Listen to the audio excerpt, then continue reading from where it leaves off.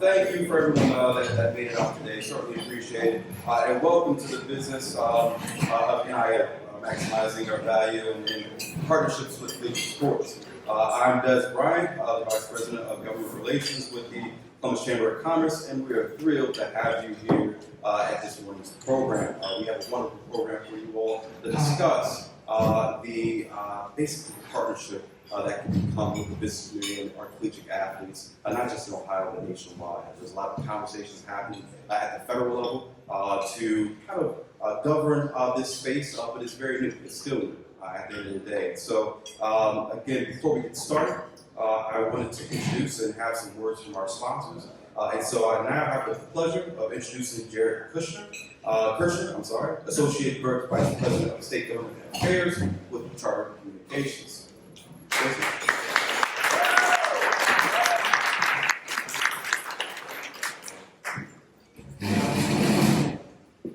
Thank you, Des. Good morning. Great to be here today. I am Jason Kirshner, Associate Vice President of Government Affairs for Charter Communications. You probably know us as Spectrum. We are a broadband, mobile, video provider serving 87 counties and over 2,000 communities across Ohio. I'm here today with a few of my colleagues, Barbara Vaskova, Haley Holbrook, and Alex Corey. So please say hello if you get a minute, and it's great to see you all. We are very excited to be a sponsor of this series and for today's discussion. Des and I were talking a little bit earlier about name, image, and likeness and how college athletes connect with the business community. 20 years ago, it would have been nice to have NIL for my intramural career when I was a college athlete, but things didn't work out as much for me, so I'm really excited to hear about today's discussion and how businesses can connect with athletes moving forward. So again, on behalf of Spectrum and our nearly 8,000 employees around Ohio, welcome and thanks for the opportunity to be here today, Des. I now have the opportunity to introduce Jabari Shaw with this.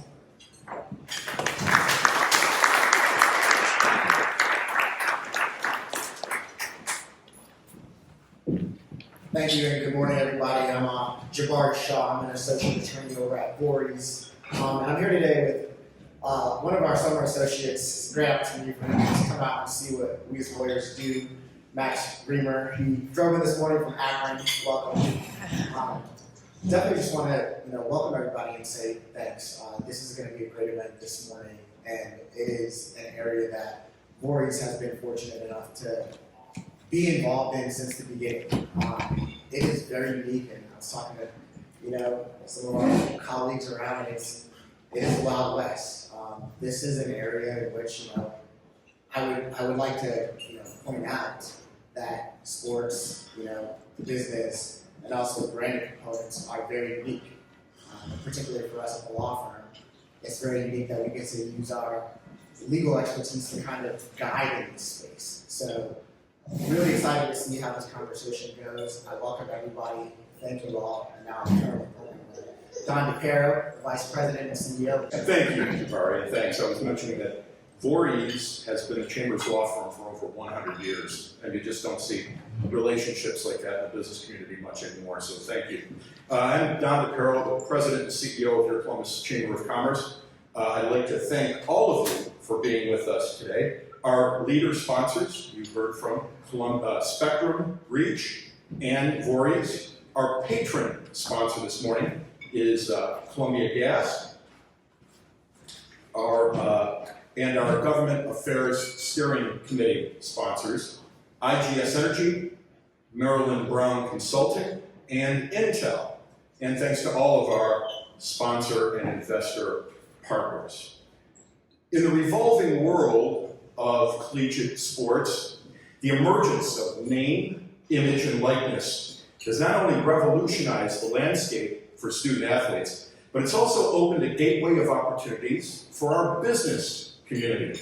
These changes allow businesses to tap into the vibrant and enthusiastic world of college sports by partnering with athletes for brand endorsements and promotions. For our business community, NIL partnerships offer a unique opportunity to boost their brand visibility, to connect with new audiences, and infuse their marketing campaigns with the fresh, dynamic appeal of college athletes. NIL marks a major shift in the rapid world of college sports. It's opened a whole new world of sponsorship opportunities for more than 460,000 student athletes across the NCAA and businesses in those communities. During our panel discussion, we'll explore the complexities of NIL, how student athletes are navigating the new landscape, and ways that our business community could leverage NIL opportunities effectively. From understanding the basics of name, image, and likeness to creating impactful marketing strategies and ensuring compliance, this discussion will provide the insights you need to make these partnerships a win-win scenario for both your business and our student athletes. So I'd now like to get the show on the road. I'd like to introduce to you the former sports director at NBC4 and now news anchor, Jared Smalley. Thank you, Jared.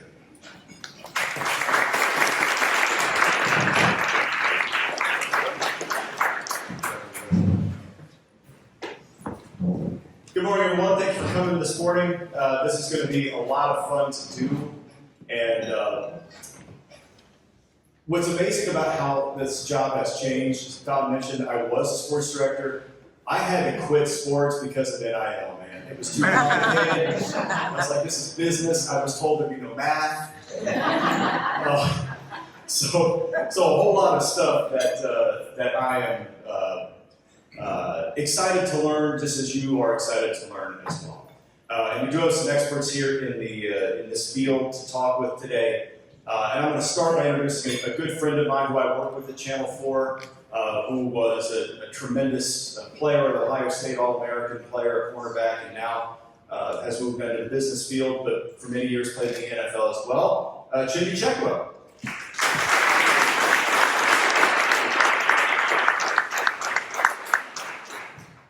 And we have brought several experts here, and Tina is not here yet, is that correct?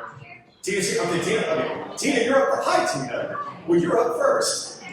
We've got two experts here to help us walk through this field, and we'll begin from 5-star fans, Tina Provost. Hi, Tina. Welcome. From Learfield, Matthew Hirschberg.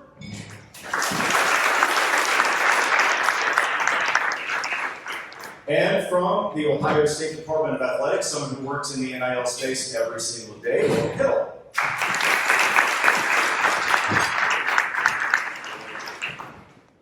The all-star panel has been settled. Hi, Tina. Glad you're here. All right, so we're going to start with everybody. This is going to be a very open-ended question, but you're all probably going to have very different answers.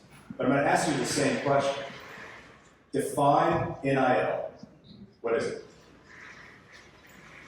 Well, one of the main likeness, but as a former athlete who played before the times of NIL, my definition is it's really an opportunity for athletes to engage in the business side of sports. Yes, certainly appreciate you starting off with the easy question. Yes. So for me, in the business world and on the corporate sponsorship end of things, simply put, it's a new and unique way for our student athletes across the country to engage with the business community, not only in the cities and the towns in which their universities are located, but also with national brands across the country. Yeah, so for us, Ohio State, and I think across the country, NIL for student athletes means the right to monetize, right, which was prior to July 1 of 21 was not permissible. So for student athletes to be able to go out and engage with commercial companies, with businesses like you all, whether it's with agents, right, I see some of those in here, a lot of folks that I work with on the day-to-day, but it allows student athletes to do things that they hadn't been able to do before. So whether that's monetizing for social media posts or commercial advertisement, that's what NIL means to our student athletes, and along with building their brand, right? How they present themselves, whether that's on social media, in media interviews, all of those things then parlay into name, image, and likeness opportunities because they have the right to monetize that at any time now. Hi everybody, I was a student athlete as well, very many years ago. And yes, it's athletes being able to monetize with brands and doing that kind of sponsorship promotional, but what we also forget about, that's the 3% we see in the news and the deals. What we forget about is it also means like athletes can just get jobs. They can run a summer camp, they can have a lemonade stand and make money off of that, where they weren't able to do that before.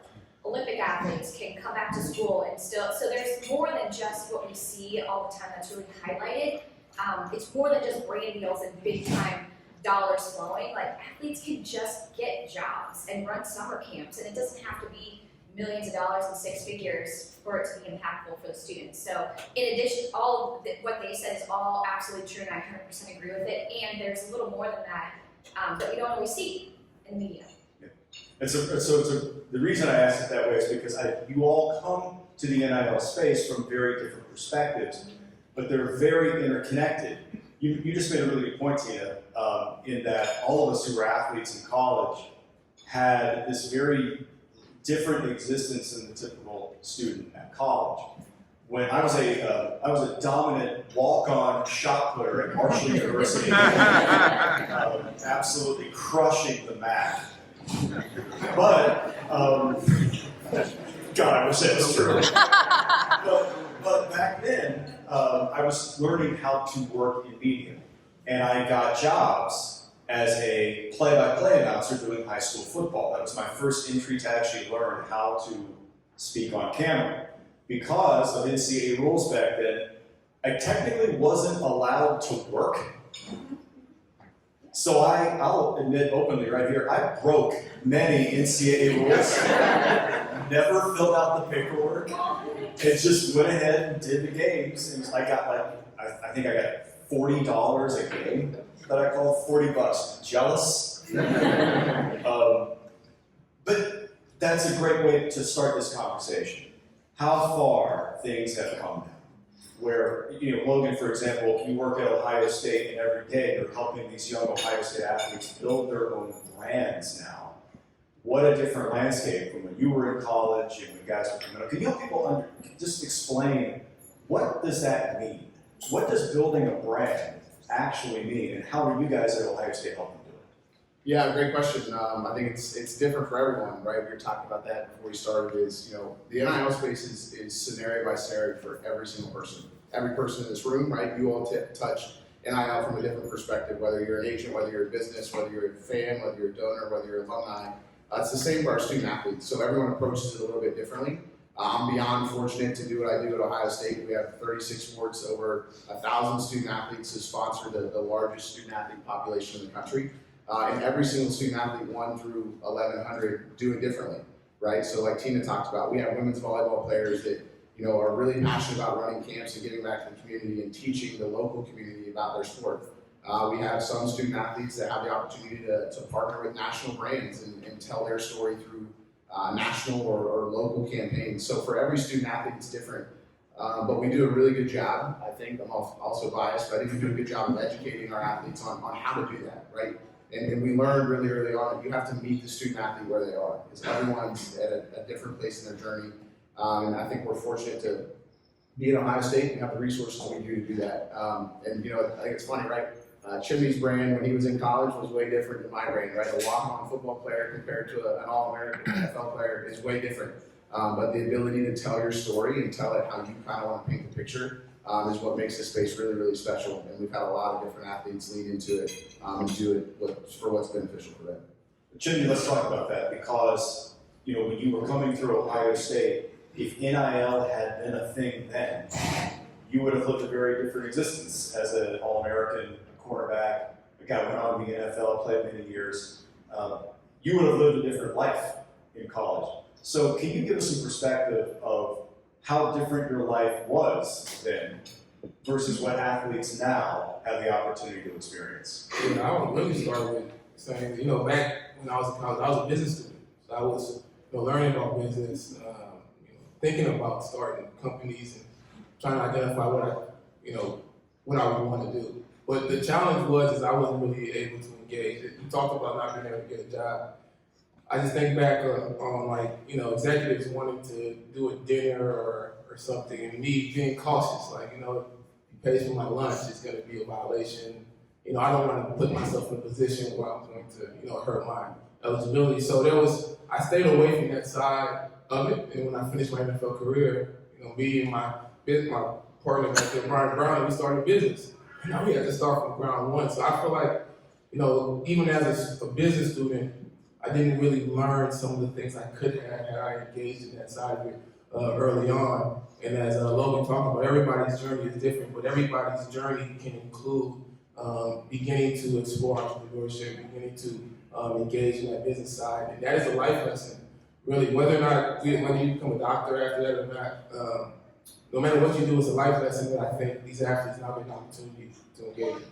Matthew, let's talk about how these deals exist, how they come to be. Whether it's an athlete who maybe, let's give a local example. Let's say a player like a Jack Sawyer, currently at Ohio State, grew up in Pickerington. A local guy who maybe has a connection. This is speculation, okay? But let's say he has a local connection to a company here and they want to make a deal with him. Versus a company comes to, let's say, a school like an Ohio State or a major institution and says, we want to get behind this player. Can you walk us through a little bit of how these deals actually come together?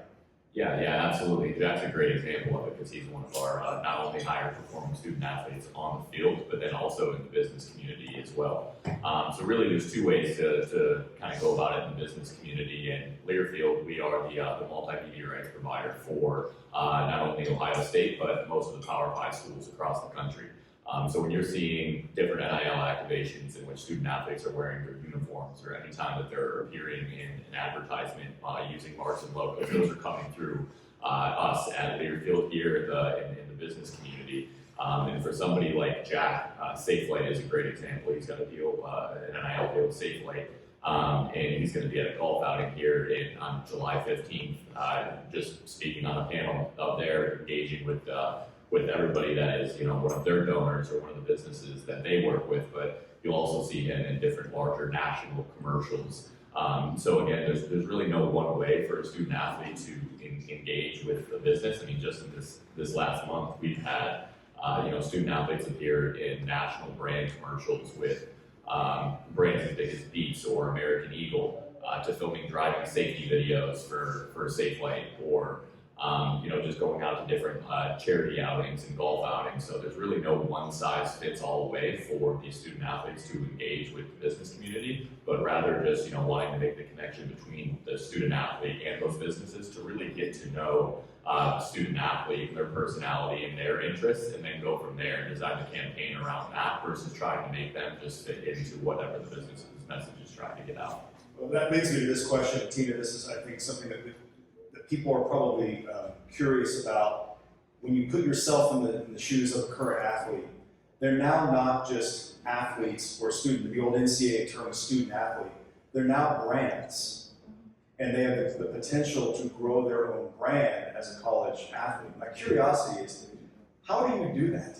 Obviously these NIL deals can help further that, give you a platform. You can utilize maybe the social media component for that company or that entity.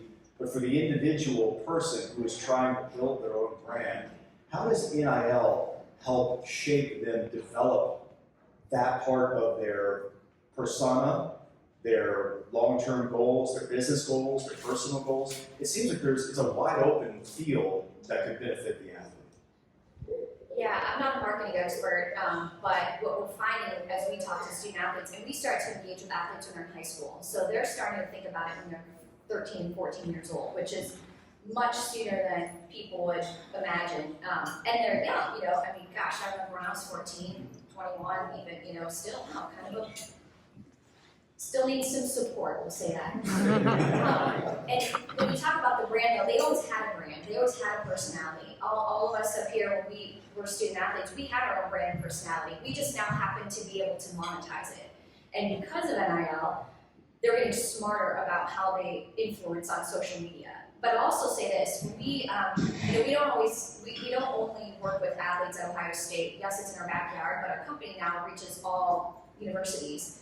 And I remember talking to a swimmer at Tennessee and getting her feedback. We wanted, as we were learning before we built a business, we wanted to understand what athletes cared about. She actually didn't even care to be an influencer and build a brand. She just wants to play her sport, and it wasn't important to her.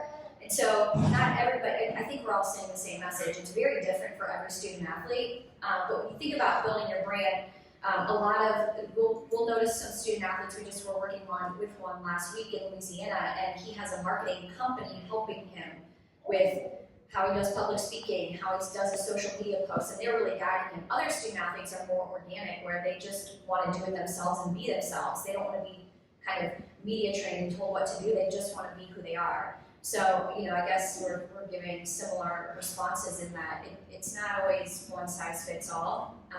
Everybody wants to do it differently, and that's okay. I think it'll start to calibrate. We're only 3 years old in NIL, by the way, too. We're toddlers. We can barely walk. We're all learning together.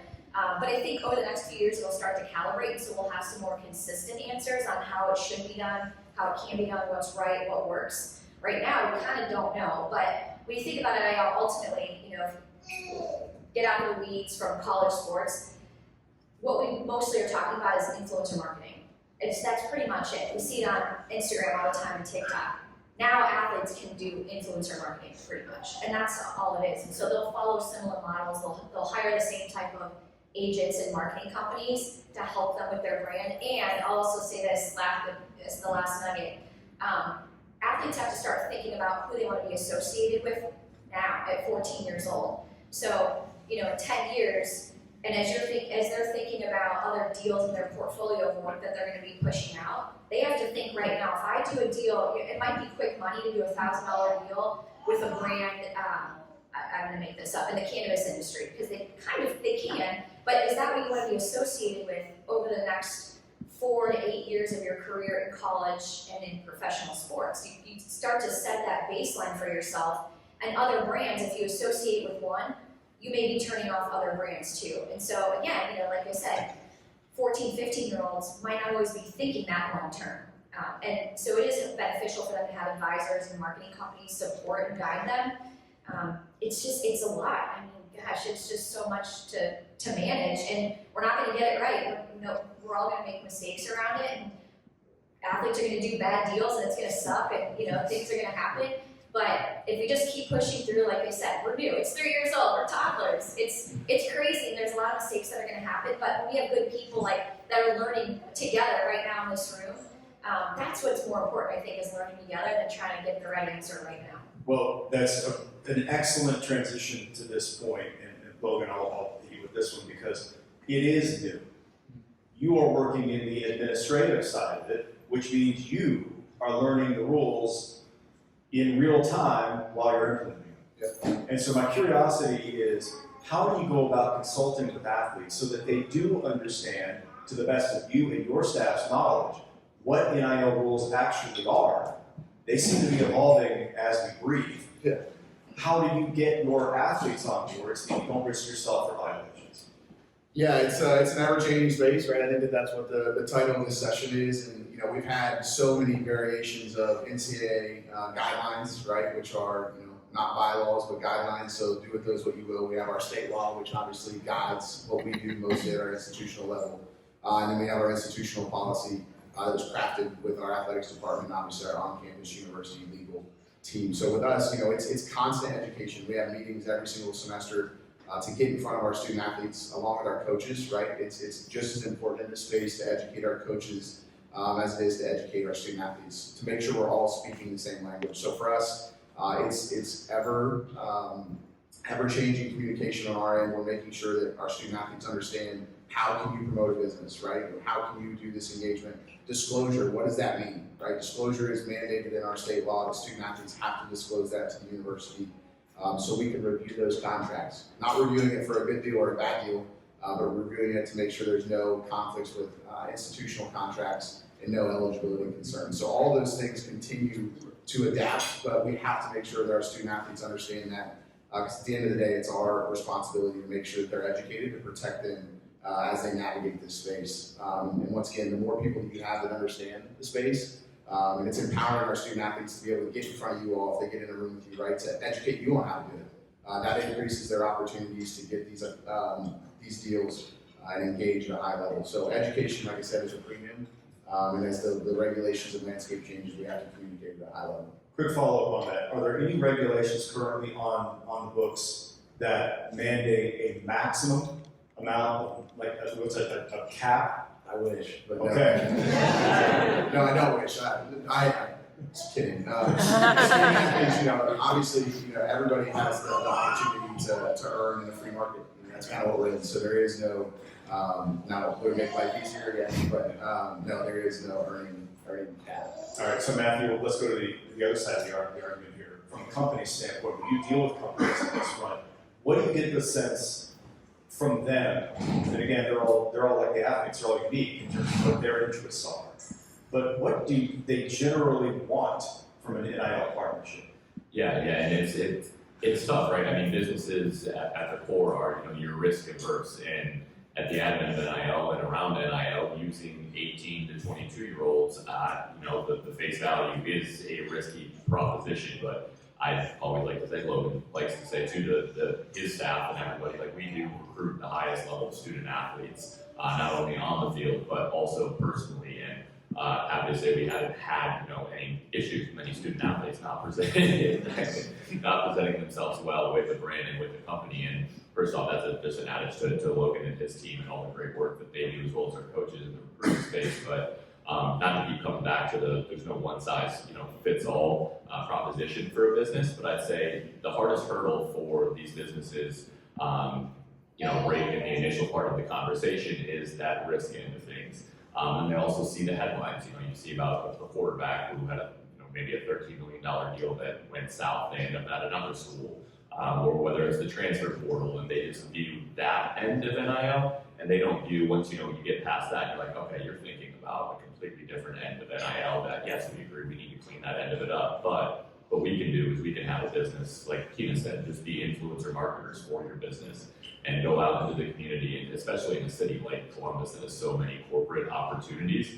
There's no, again, one way in order to do it. We've done, again, national television commercials all the way into just event appearances or autograph signings, and just building that personal connection between the brand and the student athlete. For it's also not only just our football student athletes. Well, they primarily are getting the higher monetary deals, but we've dealt with, on the Learfield end of things, now up to about 26 of our sports at Ohio State.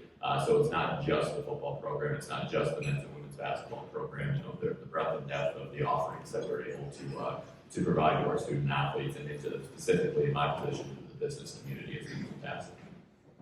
Let's talk, Chindi, about something that, full disclosure, Chindi and I do a football show together in the fall on Channel 4, and a lot of conversations that we have off camera are probably way better than the ones we have on. There's this, as the landscape has changed, the conversations we've had about what it's like to be a college football player now are radically different. In particular, there's the concept of what does it mean to be an amateur athlete? Does it even exist anymore? The concept of being an amateur as a non-professional athlete. We're at the point now where college athletes, because of NIL opportunities, because of work opportunities, I don't know what the line is. I don't have any answer, but I'm just curious what you think the state of amateur athletics is. Does it still exist? And how do you think how NIL has impacted what it means to be an amateur? Yeah, I think it still exists, and maybe like middle school age at this point. Honestly, I question how long it existed really at the college level, even prior to NIL. I played college football, and I was a business student, but I was a college football player first. And it generated a lot of money. I just did not participate in the monetary side, but I definitely participated in the physical side and the business of football from a professionalism standpoint, doing interviews, carrying myself in a certain way, building my brand as an individual, because I was also trying to be drafted as a player to go on to the next level. So I think in some way, shape, or form, these student athletes have been professionalized from the playing side. And I think now there's this need for them to be more professionalized on the business side. But one of the things I'm doing with Brian out there and another guy, Sam Story, is we launched something called Brain Imaging Likeness Technologies, and really we're trying to connect the athlete to small businesses in a way where they can get equity or they can launch a joint product, or they can do something that athlete can feel ownership in the business and be a brand ambassador in a way that better aligns them with an opportunity to engage in business, not just during the time they're playing, but post their playing days. And I think there's a real opportunity to, because there's a lot of energy in sports. A lot of the energy exists. And in today's world, there's a lot of distractions. It's hard to stay focused on something something specific. It's hard to market a business. There's a lot of influential marketing. There's a lot of things that are going on. There's one area where you can get a group of people who are completely different from each other to stop and pay attention. And we see it in sports, and I think that's an opportunity to take that energy and transform it to the entrepreneurship world, where there's also a lot of energy. People building businesses, a lot of entrepreneurs that need that marketing aspect. So I think there's that center of gravity in sports that if we better, as good actors here who want NIL to be something successful, as we better develop athletes to take part in it, to professionalize themselves outside of just their sport, there's a real opportunity to stimulate local communities, stimulate business, here in Columbus and across the country. Well, then I'm going to follow up on a couple of things. This is going to be more open-ended, so this is really going to be more for everybody. Let's talk about the way that NIL has affected recruiting. Because, it's funny, when NIL came out, the whole directive was it's not supposed to be a recruiting inducement. Right? That is the story. It's now, when you get to the recruiting cycle, the national signing day in college football, the main national signing day is now in December, it's no longer in February. So you have these decisions pushed up to December. And if you all saw, you might have seen this video, you might not have. The national signing day this past year, Ryan Day is standing at the podium giving his news conference, talking about National Signing Day and the players they had signed.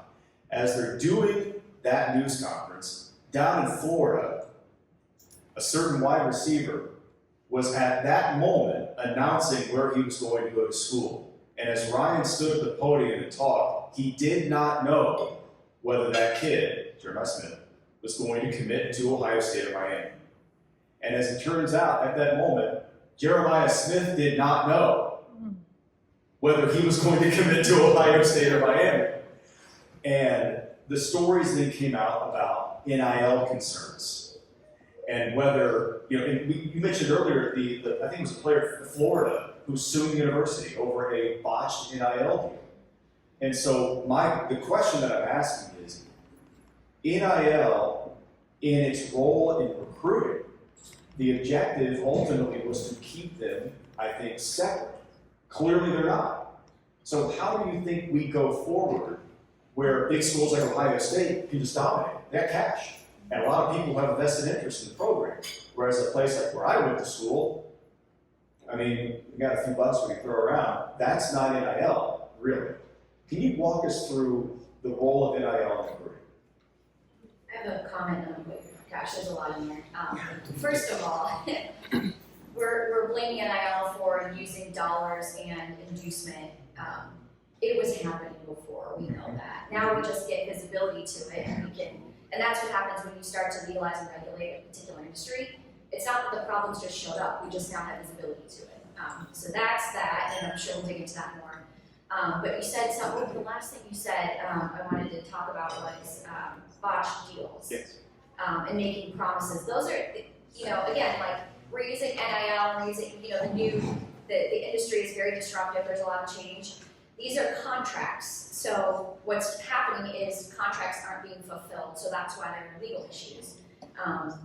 So we have to treat it like that. Take away NIL, take away college sports. People aren't fulfilling contract obligations. That's a legal thing, regardless if you're in college sports or you're doing a deal with real estate. So, there's a lot of, we muddy it up because we wanted to bring NIL into it. It's truly a contract negotiation and obligation, really. So that's, and also, you know, from a recruiting perspective, you also mentioned this, now there are schools that have a lot of cash, yes, but they don't have unlimited roster seats. And so people also want to say, well, aren't the top richest school going to get the best players? Yeah, they already were though. They have the best facilities because they have the most cash. Now the cash is just distributed differently. But just because Ohio State might have more cash than Marshall, we don't have unlimited rosters. They do.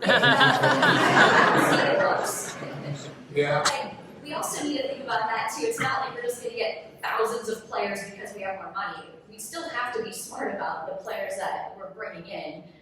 So think about that too, because they always were richer. They always had better facilities, better coaches because of the money. So that, I don't believe, my hypothesis is that is not going to change. They're always going to get the best because they have the most money.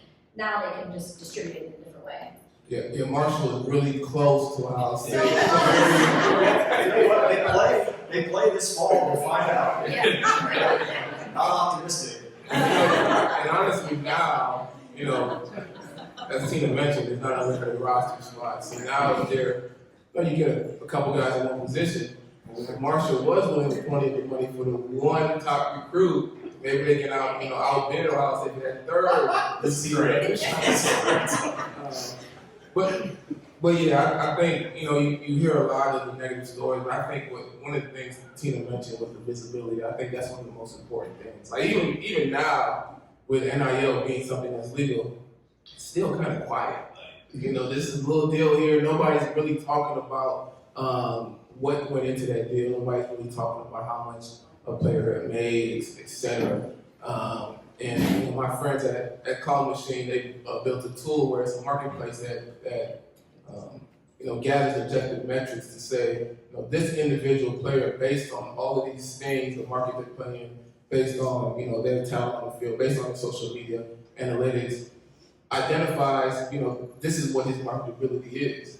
And based on that, based on what we're seeing happen in the market, this is about the range that they should get paid for this type of engagement, for this type of NIL deal, et cetera. And I think that transparency is important because, we're talking about money and players who are putting out a product on the field and we're quiet about it like it's a bad thing. Like, it's like, this should be something that, we have transparency to, that the business community can understand how to engage and understand, how much should I pay a player for an autograph signing to launch a product at an event, and how much would I get for my return on investment? That's something that we should be able to communicate and transact off to continue to grow NIL and grow the potential benefits of it between businesses and players. Logan and Matthew, let's follow up on this. Talking about business deals, that means money, and that means responsibility to the government. Can you talk us through taxes, how that works, and how that, especially from the player education side, they learn very early, hey, taxes aren't necessarily always fun.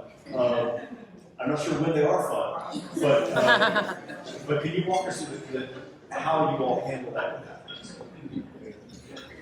Yeah, so this is everyone's favorite topic, and take a line out of Gene's book. Every time Gene gets in front of a crowd, he says, don't worry about the NCAA, worry about the IRS. So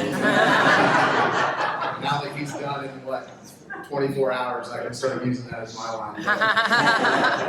And we're obviously going to miss him, so we'd be remiss to not obviously thank Gene for his leadership and everything he's done for us in this space, as he was a national leader on the NIL working group. And obviously his impact, I'm sure, tremendous amount of people in this room. But back to the original question, taxes, yeah. So student athletes are 1099 as independent contractors, which means they're paid gross, which is extremely concerning for most people, right? Like if you're getting a $5,000 deal, a student athlete's receiving $5,000. So obviously when tax season comes around, they have to have money to pay that tax bill. So on our end, it's an education up front. Previously in the last 2.5 years, moving into year 3, we're limited at the university level on what we can provide as services, right? The NCAA says that the university cannot provide contract or tax services. Now that's adjusting, so we have to adjust our approach. How are we going to support student athletes in that? But doing that, there's liability issues, right? If you try to help a student athlete file their taxes and something goes wrong, then what, right? That's on the university. So We're actually at a call at, what time is it, 11 today, and how we're strategically going to prepare for that. Because also, if you do that, that becomes a recruiting advantage, right? If you have a group of families, right, if you are recruits and families in front of me as I'm giving this presentation, we're going to offer the ability to help your son or daughter be able to successfully file their taxes. That becomes a perk that maybe somewhere else doesn't have. But there's a lot of legalities to that on the institution side, a lot of liability. But we have to get creative in ways that we can provide those services, because education's not enough. We partner with Advance NIL, Luke Fedlin, which I'm sure a lot of you know Luke. Luke's phenomenal in our space and is an industry leader. And for him to get in front of our student athletes and educate's one thing, but if you do that in November and then tax season comes around, that education doesn't always turn into application. So we have to find ways to really hone that in, and that's a big concern to a lot of people. And hopefully, there's not 2 to 3 years down the road cases to where student athletes maybe didn't do their obligation to file their taxes. And hopefully it's not with Ohio State. Let me follow up with both Matthew and Tina on this thing. In terms of the relationship with the athlete to company, can you walk us through how you would counsel a student athlete on how to approach a business relationship when they're 18, 19, 20 years old? It's a very adult relationship in that it's a very business-centric, venture that you're about to get into. How would you counsel, no matter how well-known that athlete is, they can be very well-known or not that well-known, or play an Olympic sport or something of that nature, but how would you counsel them about maybe the 2 or 3 biggest headline things you would tell them to make good decisions on that front? Yeah, I can jump in on that one first before we turn it over to Tina. But one of the first things is just, hey, this opportunity will lead to the next opportunity. If you do a great job with this opportunity, it will only lead to more opportunities for you in the future. Maybe with that company, maybe you end up getting an internship with that company, maybe you end up working with that company, post-graduation. But also other people are paying attention, right? There's a reason why every student athlete that we've worked with now multiple times with multiple different businesses, because they see it, just case studies. Like you see they did a good job with brand X, brand Y sees it, and they're like, hey, I saw this student athlete, Jack, we'll use as an example. Jack did a great job with Safeway, and now there's another company in the Columbus community that sees that, and maybe just one tiny piece of what he did in that first deal, in that first activation, sparked an idea in a marketing director or in a CMO or in a leadership role within a different company. So it's like, hey, somebody is, this is something my dad's told me my entire life, like somebody's always watching. And there's a little bit of big brother in there where when you're younger, you're like, oh, what do you mean by that? But as you get older, you understand that, hey, there's nothing that you can do that somebody else isn't going to notice, and specifically if you do a very good job with something, it's only going to lead to more opportunities down the line with, in the NIL world, a different company or maybe a specific donor, or maybe a fan out there who, we haven't even touched on this yet, but the ability to just go to a birthday party or go to a bat mitzvah or something like that, or film a video and wish somebody happy birthday on a Cameo or things like that. There's infinite opportunities, so just making sure that they're maximizing their opportunities when they come their way. Yeah, I love that. The first thing I'll say on that is, and we say this in our company nonstop, we engage, like I mentioned earlier, we start to engage with the athletes when they're really young, 14, 15 years old. And so our obligation is to show them what good does look like in a relationship. So our first and foremost, if they experience us really early on and have a good relationship and a good contract deal, whatever, we want to show them what good looks like. So if they come across anything that doesn't feel right, then that they can start to identify red flags. So our purpose there is first be a good example of that. And second, I'll say is, student athletes, I remember when I was 21, and I was very immature and still kind of am, but when you treat, it's just how it is. But when you treat them, we're looking at them as kids and young adults, but if we start to treat and talk with them like they're professionals, they're going to reciprocate that.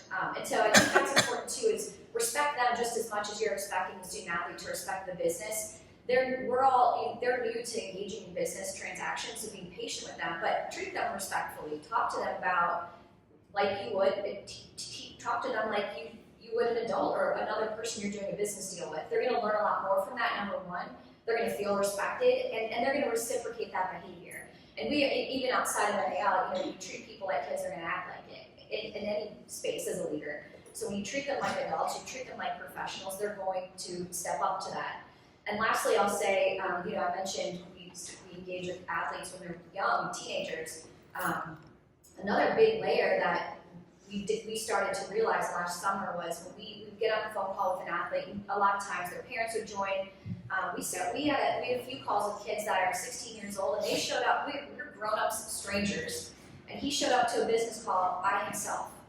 And Jennifer and I, my business partner, we're both parents of young kids, and we're like, oh my gosh, this 16-year-old kid is talking to a grown-up in business by himself. Like, can you imagine what things could happen? Thankfully, as parents, we want to help and care for these young athletes. And when parents show up too, a lot of times this is real. Sometimes the parents don't even have checking accounts. So we're also talking and teaching business to the guardians and the parents. And so my investors get on me all the time because I spend too much time on that. But I said, I don't care. Then stop investing. Then don't be part of our business, because that's more important to me is spending time so they see what good looks like. And it's a lot of times the people around them are learning this too. It's not like they have these great business people around them all the time. Their parents are learning with us. And so that's, and that's a heavy lift on Logan and Matt, when they're dealing with that too. It's not just the student athlete, but the people around them. There's so much education, and there's a responsibility that we have now too. If we want to be leaders in the space, we have responsibilities. It's just so much, there's a lot to it.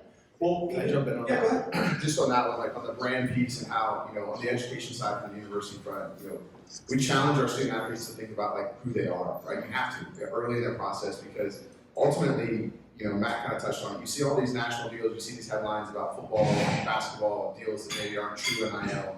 But our best campaigns to give an actual ROI to folks like you aren't those deals, right? Like the deals that do are the right rug deal, not to steal Matt's thunder.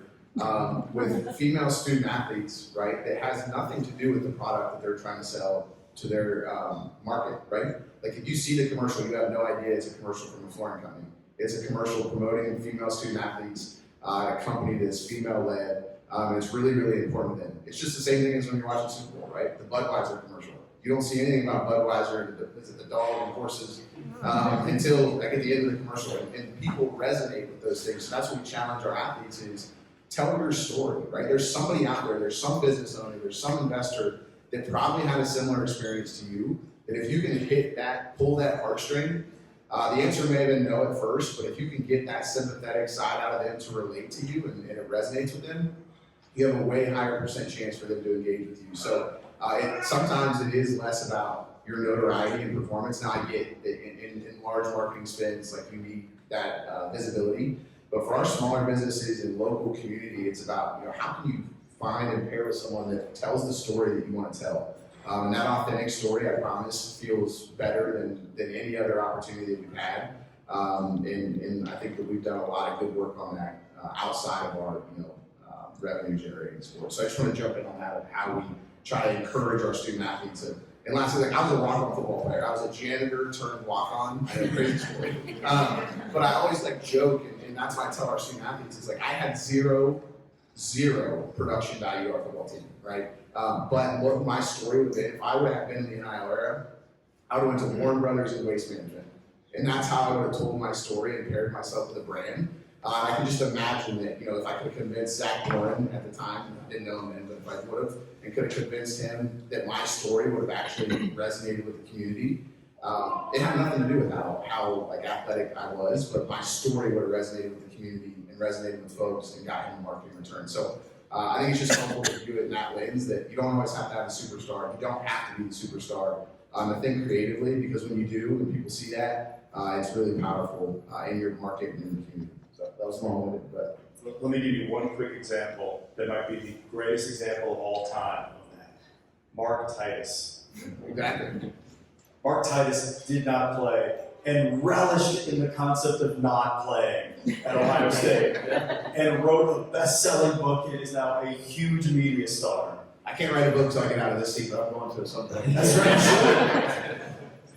Yeah, and to just piggyback off of what Logan was talking about there, and specifically on the right rug deal there, because I think that is continually year over day the most important NIL campaign that we do at Ohio State, or one of the most important NIL campaigns that we do at Ohio State, because of the authentic storytelling and the marketing behind it, and just using our student athletes to tell their own story, which just ties so authentically into the right rug brand story as a whole. And then also what those opportunities mean to the female student athletes that are in those campaigns. I mean, my why moment, why I'm in the seat, and I know Logan's in the seat too, is to make an impact on our student athletes. And it didn't hit me on that campaign until Logan and I are walking one of our female student athletes back to her car after we wrapped late night shooting on one of those, and she opened up, hey, we finished it. It was like 4 hours of media activation. She was handed a check afterwards, and she opens up the check and looks at it and just like stopped walking and got a little teary-eyed and was just like, well, now I know how I'm going to pay for the rest of my semester. Because not all of our student athletes are on full scholarship. There's head count sports, some are on partial scholarship, some are walk-ons like Logan's journey, or they're just on no scholarship at all. And she was looking at it, and she had aid coming from different areas, but she was short on how she was going to pay for the rest of that college semester and work her books for the next semester. And that check from Right Rug was able to, give her that comfortability that, hey, now I don't have to take out more student loans to cover the rest of the semester. I'm good. So I would have been remiss if I didn't, personally shout out Right Rug in those types of campaigns and different businesses who are viewing NIL in that lens versus just, the specific things that we're seeing in the headlines or any of our really high-level production value campaigns that are with maybe, our football program, but it can, translate all the way down into really whatever that brand's trying to tell and how much that actually does mean to the student-athlete experience. Sure. We'll be taking some questions here in a second from all of you. If you have any, get that on deck, and I'll come to you for a second, and on that for a second. Jimmy, one of the things that we haven't talked about yet, we've talked so much about the business element of NIL. One of the things that I see very often now as a result of NIL is charitable work. And you'll see a lot of athletes, you can name your football or basketball player, who are now doing youth camps based on that. You're utilizing the power of those business connections, getting some consultation with some people who are familiar with how to organize events like that, and creating great opportunities for young kids and sort of laying that example. And I think so much of the conversation about NIL is solely focused on dollars and cents. But there is this other element to NIL that is the ability to go do these kind of things that I'm sure you as a player would have loved to have gone out and had your own football camp. Your football camp with your name on it when you're 20 years old. Can you walk us through the game changer that is? That isn't necessarily just related to a business deal. Yeah, it's big. You gotta think every college athlete, get over to Ohio State, this college athlete in general was a star in high school. So, you have individuals coming from communities where a lot of people look up to them, and they have the ability to impact those communities. And this, the NIL has given them an opportunity to go back and, go do camps in the local community where they play to engage in a way where they can, we talk about how can a player grow their brand. Telling their story, the simple way to tell their story is really show what they currently do. These are things that we did while we played, but really weren't able to maximize it in a way where we could share, how we impact communities, how we're bringing up younger players or younger kids who are looking up to us. So I think it's a real opportunity for these individuals as they are looking to build their brands to really do what they do, play their sport, mentor other kids who are looking to follow in their footsteps, and continue to build their brand so that post playing days they still have something that they can continue to engage on and impact their communities. That's a good point. All right, one last thing, and then we'll turn this over to questions from the audience. I just want to ask you open-ended again. Everybody can jump in. I want you to help me explain what an NIL collective is. I guess that falls in my lap. Tell us. So collectives are obviously groups external to the university, which I think creates some confusion at times, that are donor-driven, alumni-driven, fan-driven, to raise funds to support NIL opportunities at an institution, typically a specific institution. You're probably not going to see a collective that supports athletes at multiple different institutions unless they transition into a marketing agency, which I'm foreshadowing that we're on the cusp of that happening. But these entities, once again, they raise funds, whether it's crowdsourcing, whether it's membership models, whether it's large major gift donor donations. Some can be 501c3 nonprofits, some are for-profit LLCs, and they generate NIL opportunities to support athletes in local markets. So once again, you talked about charitable activations. We have multiple collectives, some that people may not even know about because they support sports that maybe aren't as frontward facing. But I think at one time we had probably 7 collectives in our market, which is like no other market across the country. I can promise you that. And I don't envy anyone else, or I do envy everyone else and they have one. But we receive incredible support from all of our collectives that they go out and do a great job, hopefully educating the community. We rely on them as an external third party to be able to do that. So, like I said, the Foundation is a nonprofit in our current market, 1870 is a for-profit in our current market, and also have some collectives for our tennis program and some other sports that have kind of stood up an entity. So, I don't know, does that help? Well, let me follow up on that, because those organizations, I know this happened maybe about a year ago or so, where they all kind of had a little summit to get organized. Yeah. Because obviously there's, you've got multiple people trying to talk to athletes and trying to talk to families. It seemed like they had to come to, sign not like a truce, but like an agreement of how they were going to, so under some of them have, like you mentioned, prioritizing basketball, men's and women's, prioritizing football. Is that fair? Like they've kind of had to figure out their area of strength, I guess? Yeah, I think it's one of, at the end of the day, right, we need consistency. We need easy, to be able to get in a room like this and describe it, right? We need people to understand what's happening in our market. Obviously, does anyone love the collective space? Probably not, ultimately, but do you need it to be successful in this current model? You do. And every institution and every person and every coach will probably tell you that. But we want to make sure we're doing it the right way. So our job as the institution is to educate them, to make sure they're engaging with student athletes the right way, to make sure that they're educating you all the right way, make sure they're giving you a good experience if you are a contributor to one of those groups, because ultimately you all care about Ohio State and that's why you're doing that. But I think they've all found their lanes and they've found how they can be helpful. Obviously that's per some guidance from our leadership. Gene kind of educating them on kind of how they fit in the market, but ultimately they are third parties, so they have the ability and the autonomy to kind of operate as they see fit, which is maybe ideal, maybe not ideal at times, but ultimately there's some other implications of everyone talks about bringing collectives in house. That has a whole other set of implications if that happens. So we're fortunate to have the support, but it gets complicated at times. I have a point on that. So you think about the collective, Logan did a great job of explaining what a collective is, but really, the reason it exists is because there are a lot of people who want to impact sports, right? So the collective is a vehicle to get those dollars from those people into the sport. This is outside of the money that's being generated from TV, from ticket sales, etc. There's more money that's out there specifically set aside to impact sports. So when you think about that, and you think about the entrepreneurs and the small businesses that are out there, connecting with an athlete and connecting with those who care, who are excited about and pay attention to their opportunity to impact sports is a real opportunity to grow the business community. So you think about whether or not the collective is good, bad, whatever, it's a vehicle to now allow individuals who want to impact sports to do it.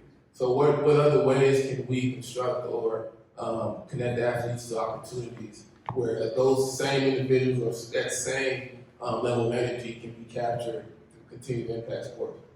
That's a good point. I love that, Chip, you said that's what people want to be able to impact sports. It's very emotional to us. I would guess most of us in the room are college sports fans, and your alma mater, we have this interesting connection emotionally and psychologically to our alma mater and to sports, and we validate our own self-worth based on how our teams perform, which maybe we don't want to admit that, but we do. And so people are dying, like Jimmy's saying, like they desire so deeply to be able to impact that and say, I had a say in helping build this roster, or I got to contribute to helping the roster retention, whatever it is. So that's exactly it. And so maybe, collectives didn't have a great rap. That's also because it's new. And we also have to remember too, a lot of these collectives were started and still are led by people that have other jobs. And so they're spending their free time to help the university, and we give them a lot of flack because they didn't do it perfectly. Well, okay, then you do it then. And like I said, there are people that run the collectives, specifically if we're talking about the Columbus market. They're running major real estate companies, and they're still spending their own time and energy and money to help sustain Ohio State athletics. I think that's something we should applaud them for, and that happens. We see that across nearly every university that we're engaging with. They're getting better about being for-profit and actually standing up full-time staff. Tennessee does a really great job of that. But still, as we're building these collectives up and supporting universities, people are doing this on their free time, and it's a big lift. It's a big business to run. Yeah, that's a good point. And you also mentioned the word retention. And it just got me thinking about how NIL has changed the space where, and Jimmy, this is a thought, that when we were getting ready to wrap up last season, we did a show at the end of the year, we were projecting ahead to this year of what the roster would look like. And I'll tell you, from that show versus who actually came back was a vastly different, I'm talking about high state football, a vastly different roster than what I thought was going to be there. Because I think in large part of the NIL opportunities that guys got, they were able to invest locally, make a good income here, and chase a dream. Whereas before, many of those guys, this is like the unofficial Jack Sawyer show, but Jack would have been probably in the draft, right? Might have been a third or fourth round pick in the draft, maybe higher. Now he comes back to school, has a legitimate chance to win a national title, could be a first or second round pick next year, doesn't have to chase the dollar, and there's a reason for that, right? How different, can you walk us back to your college career, if that had been an option, how different your teams would have been built if NIL had been there to continue to support, all those guys that went pro before they had to. Yeah, I mean, for a lot of players, especially at Ohio State, your biggest really opportunity in terms of marketability and people really paying attention to you really happens here. You go on to NFL. I remember when I played for the Raiders, every city I played in, there was an Ohio State fan waiting for autograph signing on my way to the hotel. Right, every city, it didn't matter where I went, and that's kind of when I realized, I really peaked in college. So, I think a lot of us. So there's a real opportunity to maximize that, and whether it's NIL deals with the collective, whether it's the local business community, national deals. I mean, there's a lot still on the table in terms of being able to maximize that opportunity. And you see it with the number of players at Ohio State that decided to, let's give it another shot. Let's go try to do Michigan this year. Well, that's a great point, right? This is not by any means a small pond, but in terms of the NFL, especially when you're a rookie, you can get kind of lost.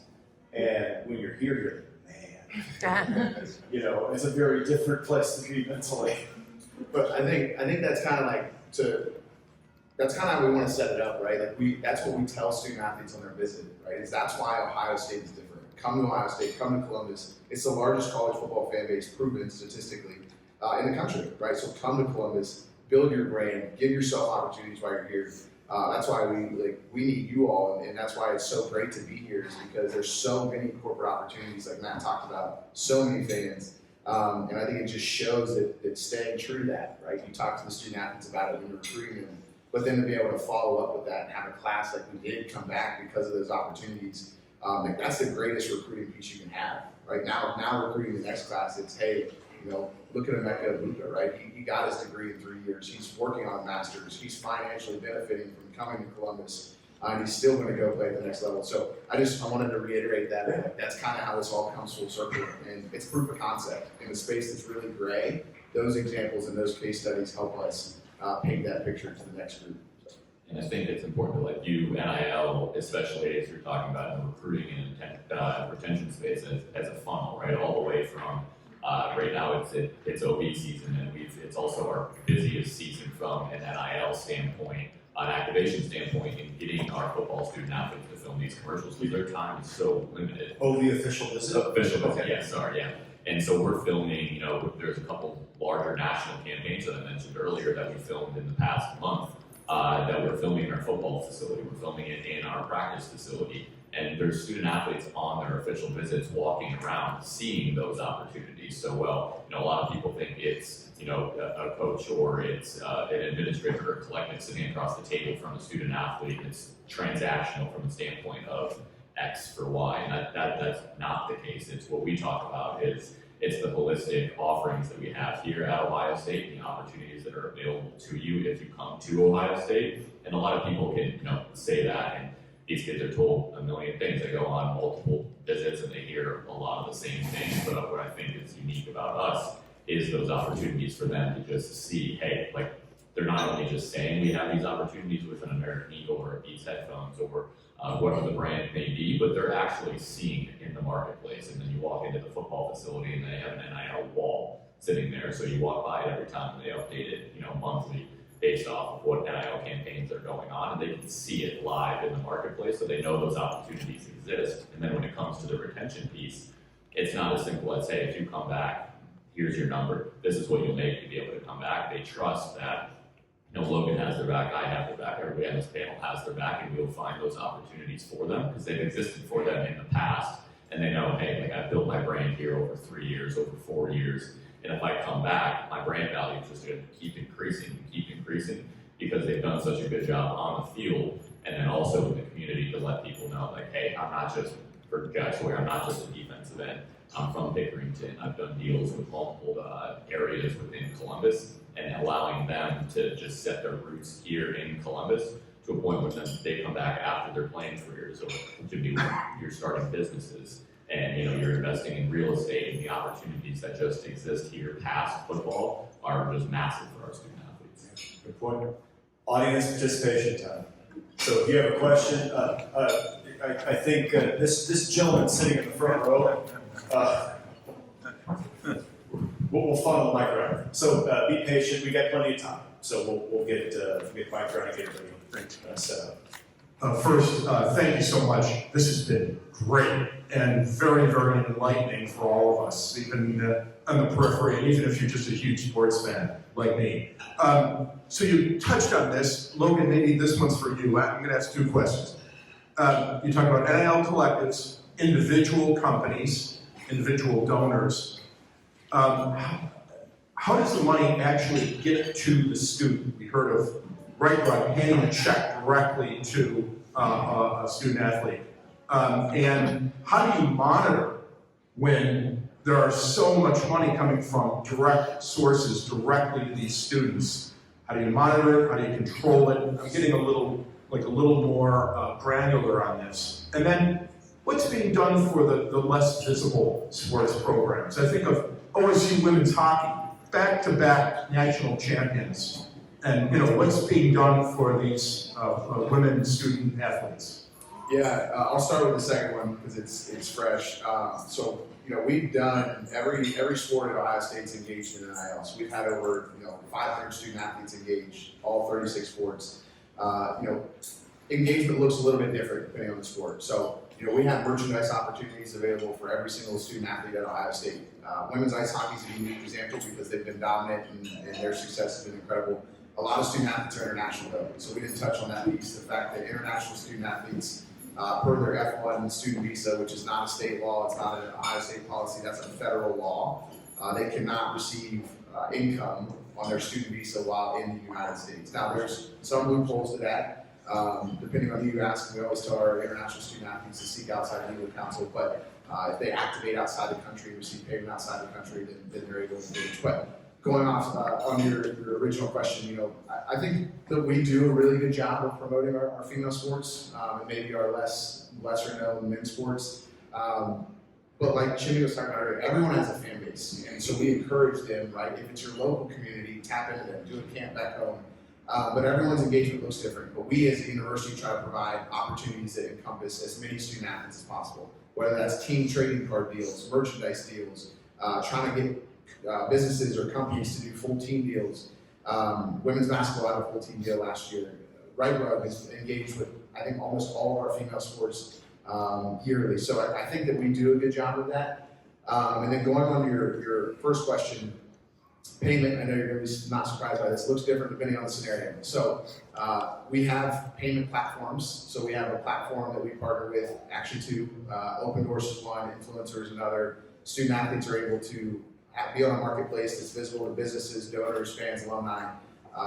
You can go on, you can send a deal, a proposal, you can pay the student athletes directly through that platform. So that's one way. Some people write checks, collectives, potentially ACH directly to the student athlete.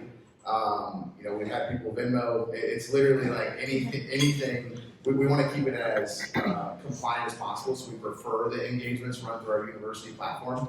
But once again, there is no one size fits all for that. I know that that's a consistent piece of this, but payment can really go any way that the person that's compensating the student athlete wants it to. Does that help? Oh, great.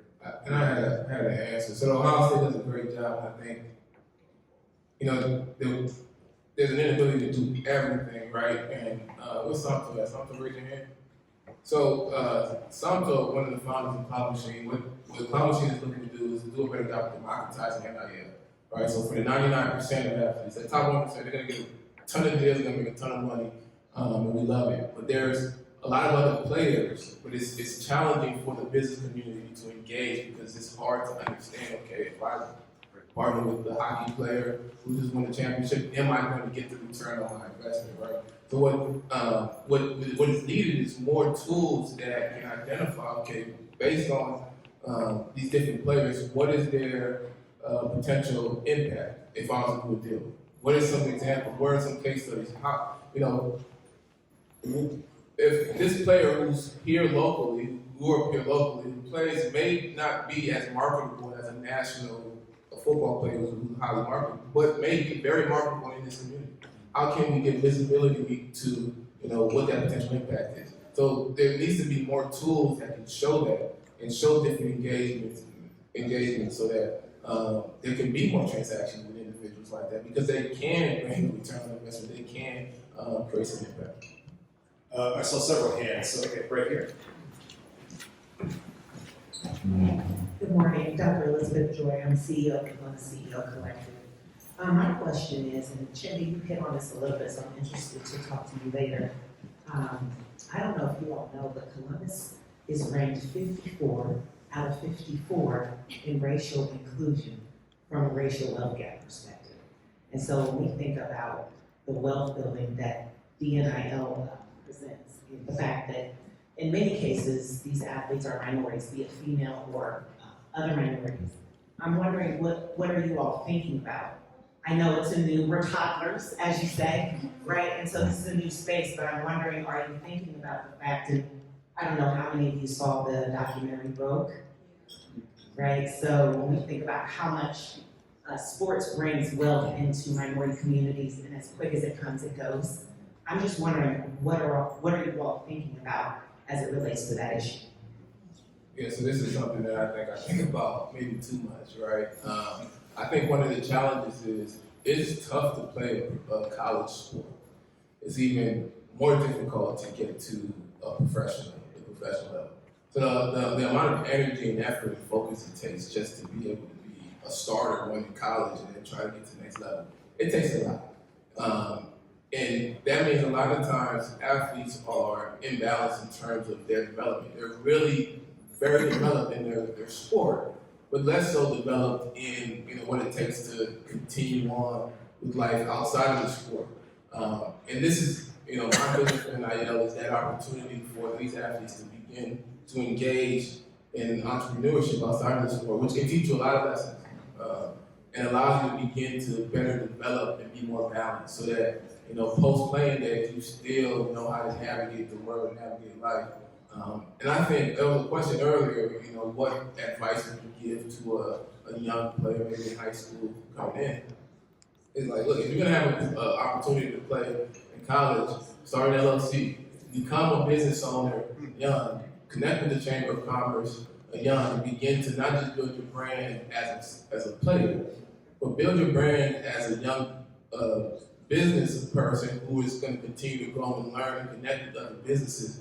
Because what we want to create is that long peak. I'd say I peaked in college, right? But there was an opportunity if I could better engage with a network of professional people like you all to expand that peak beyond the sport and get it and transition it more into the business world. Instead of playing a full NFL career and then starting all over and trying to get my LinkedIn outside of football. I'll respond to that briefly too. As a former female athlete, non-revenue generating sport, did get no scholarship, and this is going to probably be a bit controversial. And it's something though I learned from the guys that started Delphi Bank here in town. This phrase that I've been saying it now since I met them last year: no money, no mission. So sometimes, and I get heat for this all the time from people. You're a female athlete, why are you in the business? And we're starting with football and basketball, it's male sports. And they're like, well, what are you doing for female sports? And I'm like, I am doing this for female sports, and this is why.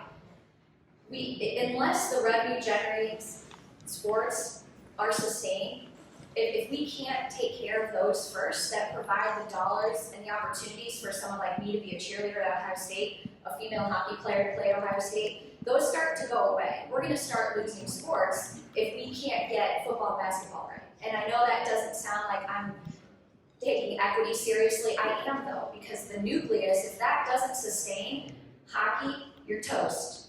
Fencing, done. We can't afford you. And so to me, I care deeply about the longevity of Ohio State cheerleading. I mean, it gave me so much in my career, even today.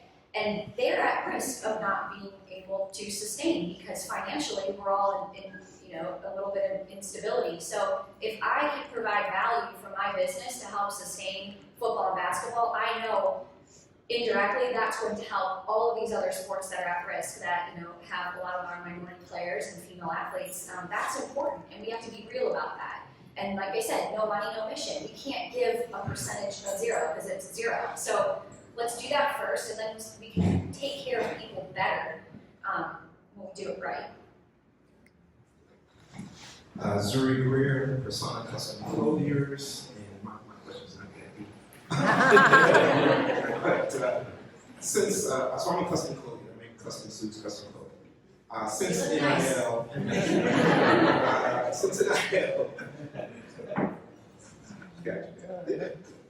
but since NIL, I had the opportunity to dress a couple student athletes for media days.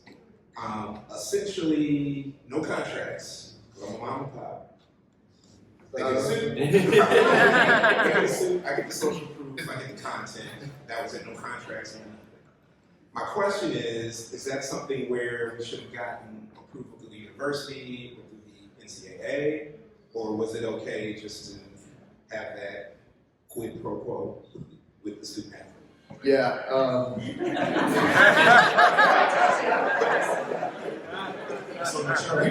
Is this being recorded? It's going out to 22,000 business leaders. I'm suddenly very nervous. No, I think the main piece, as long as there's quid pro quo, there's no eligibility concerns to that, right? So obviously, we prefer to have a contract on anything that's over $600 value. So I'm not sure what the value was, but no. That's you know what they say about something. So, I think moving forward, right, that's on the student athlete though, if anything. And I think that the student athlete has the obligation to disclose that to us and make sure that we get the chance to review it.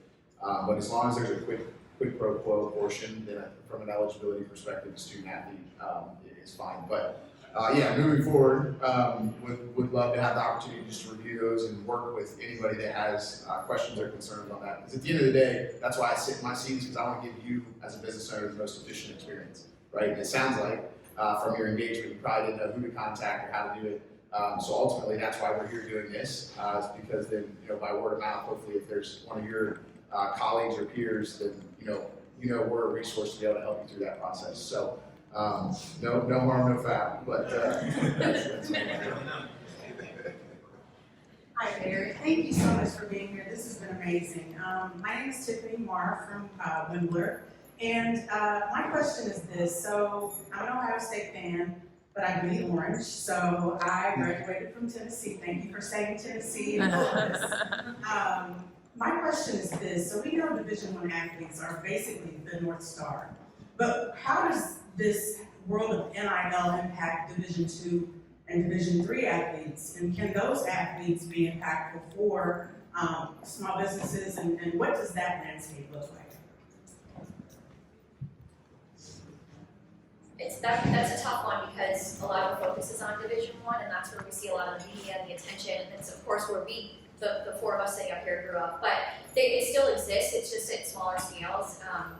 But what I'm also finding is some other smaller private schools, Division I, they actually just say we're not engaging in it. They just don't. And I think that's a desire too of the student athlete population that it's not as important. They don't have a desire for it. So it really varies. I think you guys might have more information on D2 and D3. Yeah, I mean, I would say at the end of the day, everything is demand driven, right? So you have to find that ecosystem for those schools. There are alumni. There's money being given to those schools as donations. There's something happening there, right? So that's where building the brand becomes very important. And even not just when it comes to Division II and Division III, any like lower, I guess, we talked about hockey and other sports. You gotta do the work. You gotta do the work to identify, just like a business does, identify where the demand is, and build that brand and engage those folks who are interested in impacting sports and impacting potentially whatever product or business you're promoting. So I think it just requires identifying where the demand is and engaging with those individuals. Okay, you're right there in the middle. Molly Berger-Fox here with Third Street Digital Marketing Agency right downtown.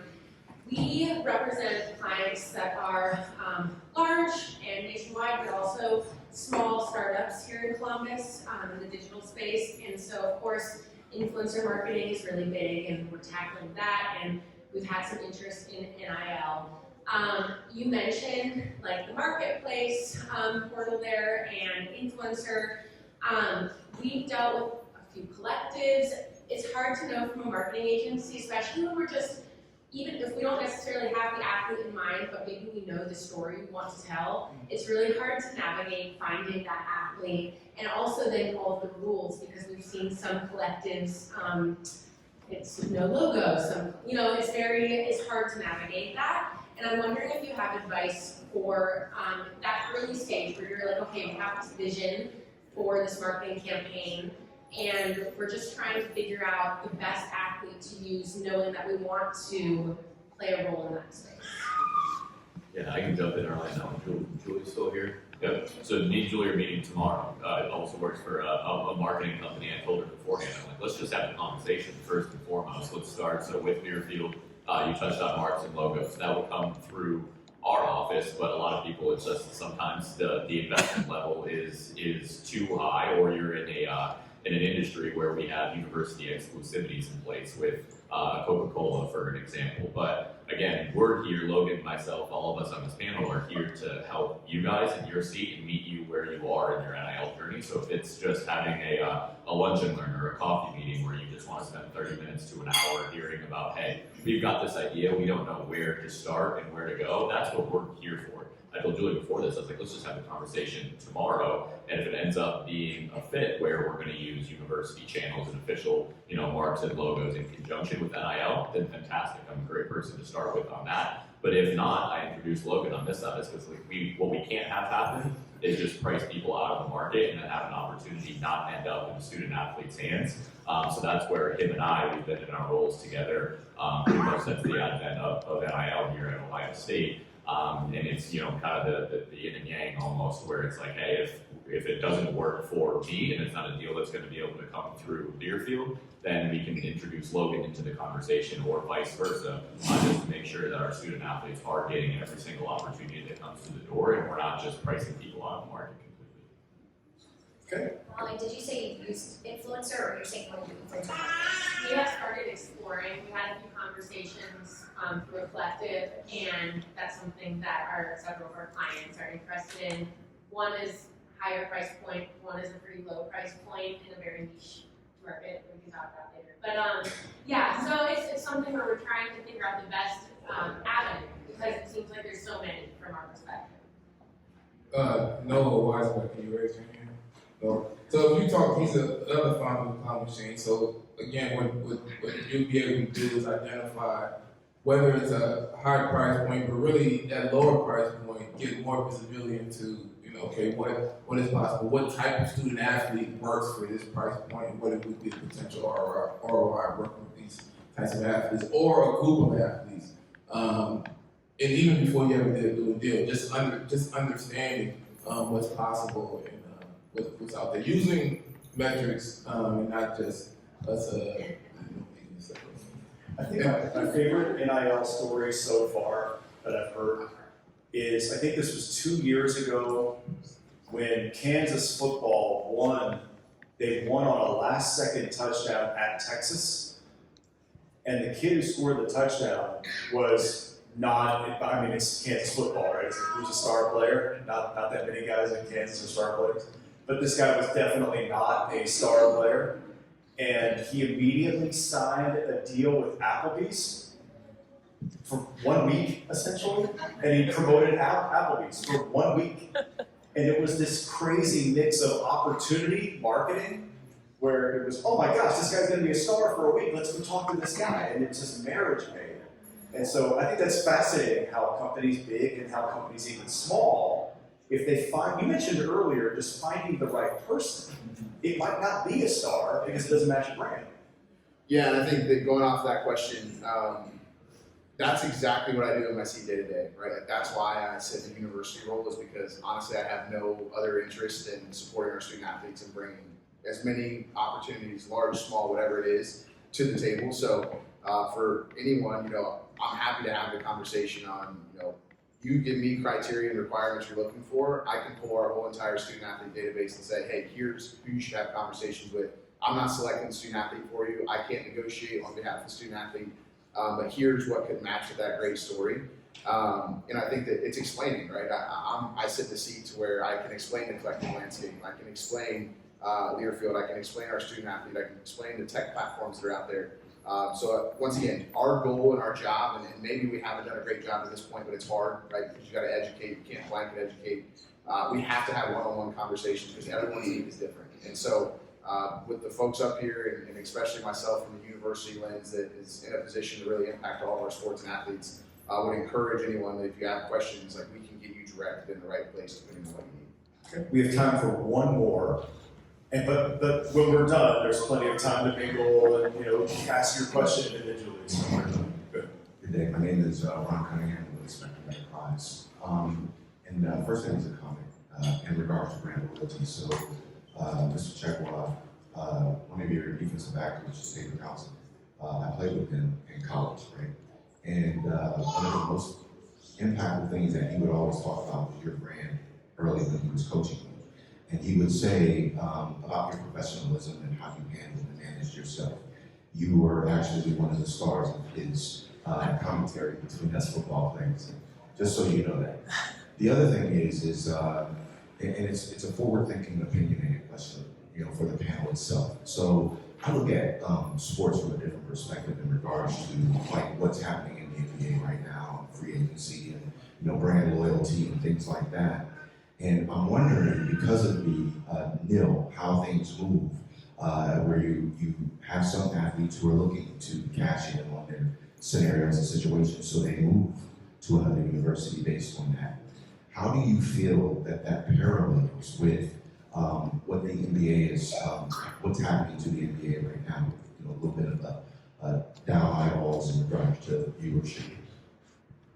Are you talking about transfer portal, basically transferring? I'll say this briefly because I like data. There's a lot of media around transfer portal. It's a big topic of discussion. 20,000 athletes in 2022 entered the transfer portal and 12,000 actually transferred out of 460,000. So that's statistically speaking, the significance, when you look at the holistic piece of it, it's actually not that big. And yeah, it's a little wild right now, and there's a lot of variation in it. It's going to settle down because we talked, like one of the first things we talked about that Jared brought up was, contracts not being fulfilled. So athletes are jumping school to school for these promises that aren't being fulfilled. I anticipate that starting to calibrate, that number starting to shrink. So I just wanted to share data first around that.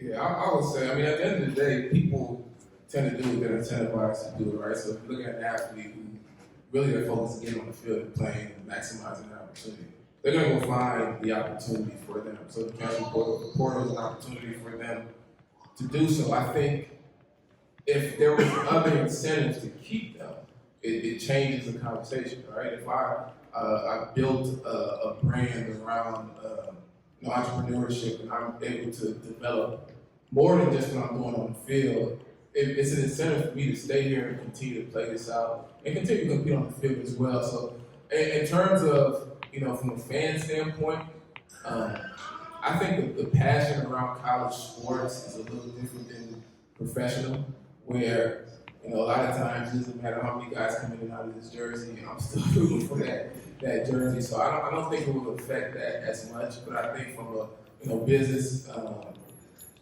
and player standpoint, I think being able to engage in that business side could change the consideration about whether or not I leave here or not. And what Ohio State as they would do in supporting players and what they're trying to do currently with Logan, I think that's going to help with a lot of players, not just from the recruiting side, but if I've already built something here, I might want to see this through. Okay. Tina, Logan, Matthew, Chippy, thank you very much for doing this. We'll call Des back up for a one final.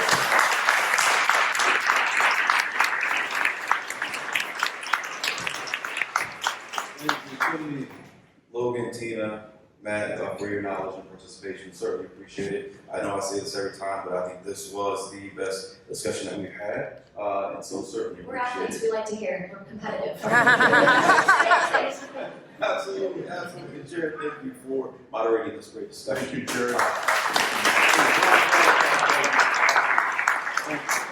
And on behalf of the Columbus Chamber, we want to thank you all for supporting this event. We certainly appreciate it. We look forward to providing you with more relevant and insightful programming in the future. So with that being said, this concludes our program. So thank you again.